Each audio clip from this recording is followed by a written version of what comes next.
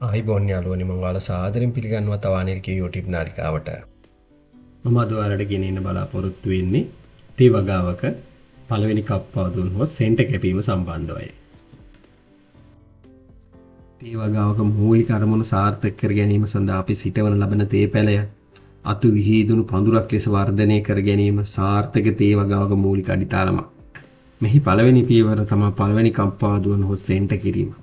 මේ වීඩියෝ එක ඉවර වෙනකම් බලන්න මම කොහොමද පළවෙනි කප්පාදු කරේ කියලා සහ අවසානයේ කප්පාදු කරාට පස්සේ තේ ගස් ටික හැදිලා තියෙන්නේ කොහොමද කියලා බලන්න. මම අද සෙන්ටර් කපන්න මේ තේ පැල හිටවලා දැනට අවුරුද්දක් විතර වෙනවා සහ P200 පොහොර යොදලා අදට සති 3කට වඩා වැඩි සහ මේ කාලේ හොඳ වර්ෂාපතනයක් ලැබෙනවා. ඒ නිසා මම හිතුවා මේ කාලේ තමයි මගේ තේ පැල ටික සෙන්ටර් කරන්න පුළුවන් හොඳම කාලය කියලා. තේ පැල කප්පාදු කිරීමට මම භාවිතා කරන්නේ මේ වගේ කප්පාදු කතුරක්. ගොඩක් අය කප්පාදු පිහියක් භාවිතා කරනවා මම දැකලා තියෙනවා. තේ පැල කප්පාදු පිහින් කප්පාදු කරනකොට තේ පැලවල මුල් හෙල්ලෙනවා.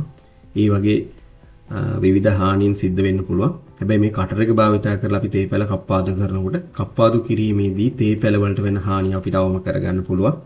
තේ කප්පාදු කරන්න ආධුනිකයෙකුටවත් මේ කටර් එක භාවිතා කරලා ඉතාම ලේසියෙන් කප්පාදු කරගන්න පුළුවන්. ඊළඟට කප්පාදු මෙම්මක් හදා ගන්නවා. මේක ලාඩප්පලියක් භාවිතා කරලා තමන් කප්පාදු කරන උස මට්ටම අනුව ලාඩප්පලිය අපිට මේ වගේ මෙසර්මන්ට් එකක් හදා ගන්න පුළුවන්. මම අද කප්පාදු කරන්නේ අඟල් 9ත් 12ත් අතර ප්‍රමාණයකින්. සමහර අය අඟල් 8යි 11යි වගේ විවිධ මට්ටම් වලින් කප්පාදු කරලා හොඳට අතු විහිදුණු තේ පැලයකට කප්පාදු බිම මේ විදිහට තියලා අඟල් 9ත් 12ත් අතර පරතරයකින් වර්ධනය වෙලා තියෙන ප්‍රධාන අත්තේ ආසන්නම රිකිල්ල, ඒ කියන්නේ අඟල් 9ත් 12ත් අතර පාර්තරයක තියෙන ආසන්නම රිකිල්ල හෝ තේ කොළයක් පැවති තැන හෝ දැනට තේ කොළයක් තියෙන තැන තේ ගසට ඉතුරු වෙන්න ප්‍රධාන තේ අත්ත එතනින් කපලා ඉවත් කරනවා. මෙහිදී කැපුම යොදන තැන පළදු නොවන ආකාරයට තනි කැපුමක් ඇලයට යොදන්න අපි වග බලා ගන්න ඕනේ.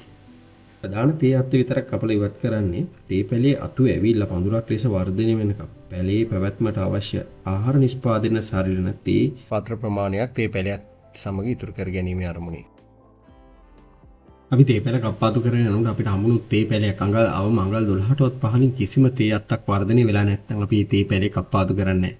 අපි මේ තේ පැලේ සුදුසු තැනකින් ඒ කියන්නේ අඟල් 9ත් 12ත් අතර ප්‍රමාණයකින් නවලත් පොළවට නවල තියෙනවා.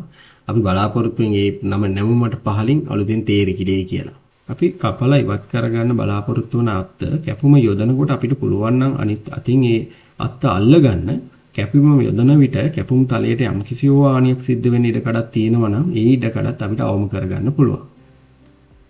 ඒත් එක්කම අපිට හම්බුනොත් එක සමාන සයිස් එකේ ප්‍රධාන අතු දෙකක් වර්ධනය වෙලා තියෙන හැබැයි අඟල් 12ට පහලින් කිසිදු අතු බෙදීමක් නැති තේ පැලයක් අපි ඒ වෙලාවට කරන්නේ එක ප්‍රධාන අත්තක් කපලා අයින් කරනවා. ඉතුරු වෙන අනිත් ප්‍රධාන අත්ෙන් තේ පැලේ වර්ධනයට අවශ්‍ය ආහාර නිෂ්පාදනය සිද්ධ වෙයි කියලා බලාපොරොත්තු වෙනවා.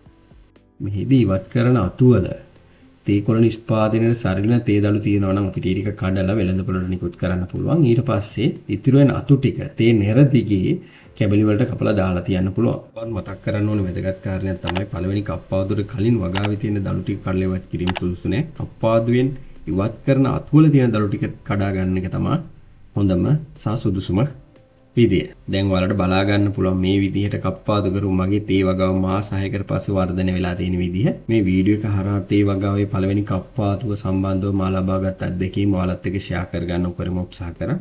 ඔයාලට තියදෙනවා නම් මේ වීඩියෝ එක හරහා තේ වගාවේ පළවෙනි කප්පාදුව නුත් සෙන්ටරින් කිරීම සම්බන්ධව යම් හෝ දැනුමක් ලබා ගන්න පුළුවන් වුණා කියලා ඔයාලගේ යාළුවන්ට බලා ගන්න ෂෙයා කරන්න සහ ඉදිරියේදී තවානෙල්ගේ YouTube නාලිකාව ගෙනෙන අධිගණත්ව තේ වගාව පොහොර භාවිතයේ ගෙදරදීම කොහොමද තේ කුළ නිෂ්පාදනය කරගන්නේ වැනි තේ වගාව සම්බන්ධ වැදගත් වීඩියෝස් බලා ගන්න තවානෙල්ගේ YouTube නාලිකාව subscribe කරලා තියාගන්නත් අමතක කරන්න එපා. ඔබට සුබ දවසක්.